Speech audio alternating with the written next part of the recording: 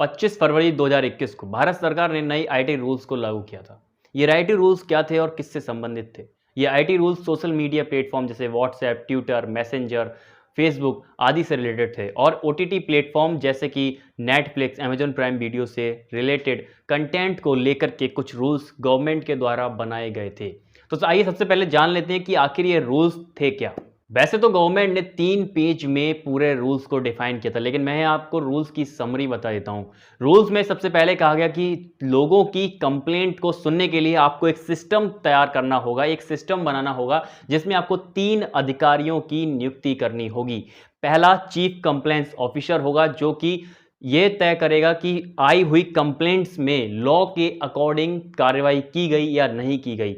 यह अधिकारी सिर्फ और सिर्फ भारत में ही रहकर काम कर सकता है। दूसरा nodal contact officer. Nodal contact officer का काम होगा कि वो 24 घंटे भारत सरकार और भारत की सुरक्षा एजेंसियों के साथ जुड़ा रहेगा। उसके बाद होगा ग्रीवेंस ऑफिसर। ग्रीवेंस ऑफिसर का काम होगा कि कस्टमर या यूजर की शिकायत को 24 घंटे के अंदर सुनेगा और 15 दिन के अंदर उसकी समस्या का समाधान करके देगा।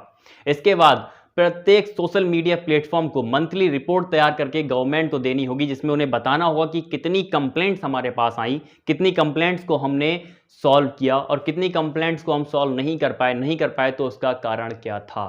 वहीं इन सोशल मीडिया प्लेटफॉर्म को किसी भी यूजर की पर्सनल डिटेल के साथ किसी भी तरह का मिसयूज नहीं करना है, इसकी भी लिखित में जानकारी देनी होगी।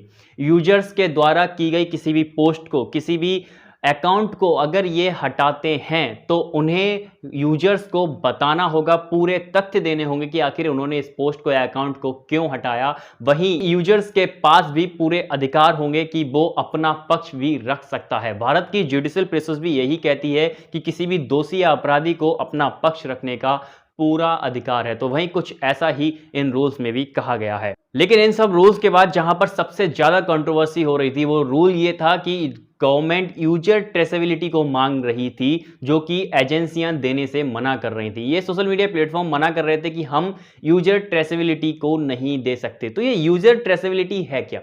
यूजर ट्रेसेबिलिटी का मतलब ये है कि अगर कोई भी पोस्ट या कोई भी मैसेज कहीं से फॉरवर्ड किया गया या शेयर किया गया तो सबसे पहले किस यूजर ने उसको स्टार्ट किया था, फर्स्ट मोनेटाइजेशन किसने किया, उसका फर्स्ट ऑरिजिनेटर उस मैसेज का, उस पोस्ट का कौन है, और उसके बाद में जब वो शेयर होती चली जाती है तो एक सीरीज बनती चली जाती है, वाइडली सीरीज बनती चली जाती है। तो फर्स्टली मेनली जो सबसे पहले जिसने उस मैसेज को फॉरवर्ड किया था, उस पोस्ट को फॉरवर्ड किया था, उसकी जानकारी देनी होगी गवर्नमेंट के लिए। इसी पर सबसे बड़ा विवाद था। व्हाट्सएप के यूजर्स की अगर हम बात करें तो 53 करोड़ यूजर्स इंडिया के अंदर हैं। ट्विटर की बात करें तो 1 करोड़ 75 लाख यूजर्स इंडिया के अंदर हैं। फेसबुक के 41 करोड़, इंस्टाग्राम के 21 करोड़ और यूट्यूब के 44 करोड़ 80 लाख यूजर्स इंडिया में हैं। तो इन अगर कंपनियों को यहां पर इंडिया बैन कर देता है तो इन्हें काफी लॉस झेलना पड़ेगा। तो उसी के साथ इन लोगों के रिएक्शंस भी आना शुरू हो गए थे। कुछ कंपनियों के रिएक्शंस भी आने लगे, जिनमें व्हाट्सएप ने भारत सरकार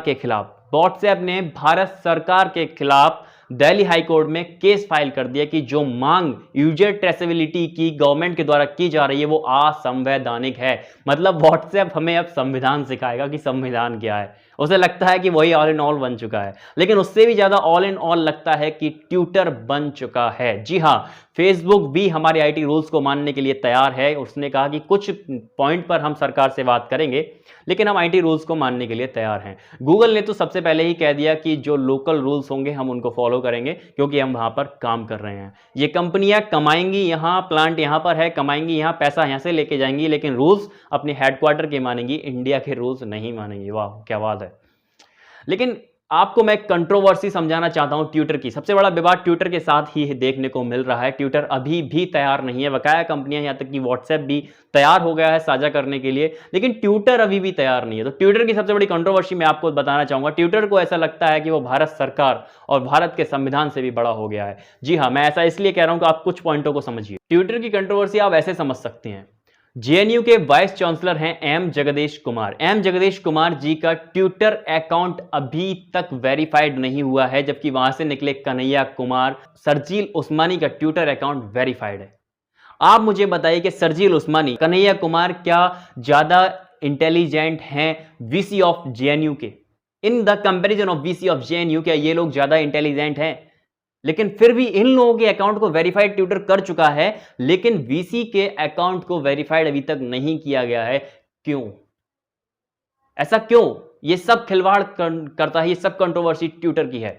ट्विटर ने एक सभ्य व्यक्ति का नहीं करा, जबकि जो देश विरोधी ताकतों की कही जाती हैं, जो देश के विरोध में हमेशा अपने धरना प्रदर्शन करते रहते हैं, हमको चाहिए आज़ादी एक्सेट्रा एक्सेट्रा, पता नहीं क्या क्या, उनके अकाउंट्स वेरीफाइड हैं। जो सीएए एनआरसी के खिलाफ में आ जाते हैं, देश को तोड़ने की बात कर देते हैं, उनके ट्विटर अकाउंट वेरीफाइड हो जाते हैं, लेकिन वीसी का अकाउंट वेरीफाइड नहीं होता। सबसे बड़ी कंट्रोवर्सी देखने को मिलती है मैनिपुलेटेड मीडिया में। वो कहीं कहीं मैनिपुलेटेड मीडिया का टैग लगा देता है। बीजेपी के प्रवक्ता ने जब एक टूलकिट को, कांग्रेस की टूलकिट को बता करके पोस्ट किया था, शेयर किया था ट्विटर पर, ट्वीट किया था, तो उसने उस पर मैनिपुलेटेड मीडिया का टैग लगा दिया। कहने का मतलब कहीं ना कहीं इंटरमीडिएटरी ट्विटर ने काम किया।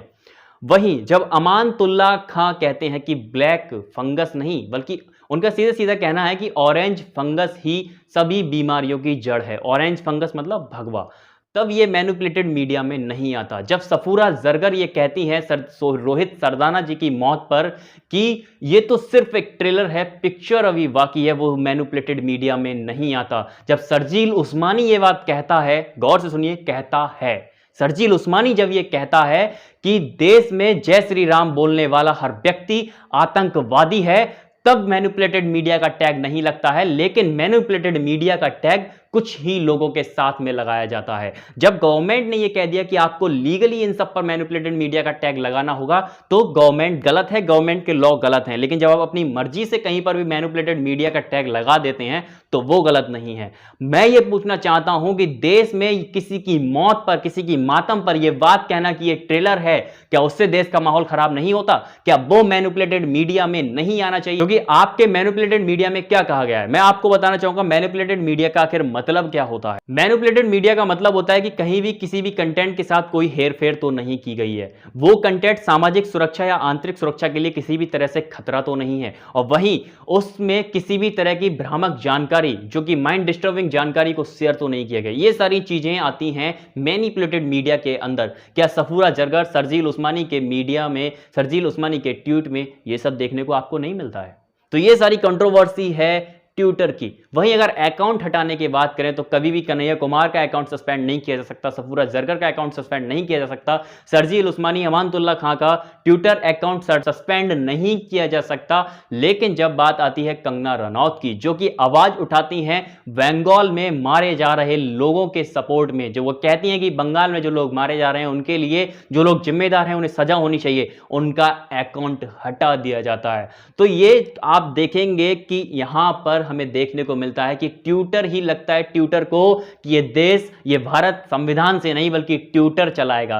अरे यार हद हो गई ट्विटर से देश नहीं चलेगा, देश संविधान से चलेगा। आपको रूल्स मानने होंगे। मैं सरकार से यही कहना चाहूंगा कि जो कंपनियां आईटी रूल्स नहीं माने उन्हें सबसे पहले बैन कर देना चाहिए। लेकिन सरकार से मैं ये भी कहना चाहूंगा कि जब पहले आप ये रूल्स लेकर आ रहे हैं, उससे पहले आप डाटा प्रोटेक्शन लॉ लेकर के आइए। जी हाँ, डाटा प्रोटेक्शन लॉ लाना भी देश में बहुत और बेहद जरूरी है। मिलते हैं नेक्स्ट वीडियो में नई कंट्रोवर्सी के साथ। जय हिंद, जय भारत।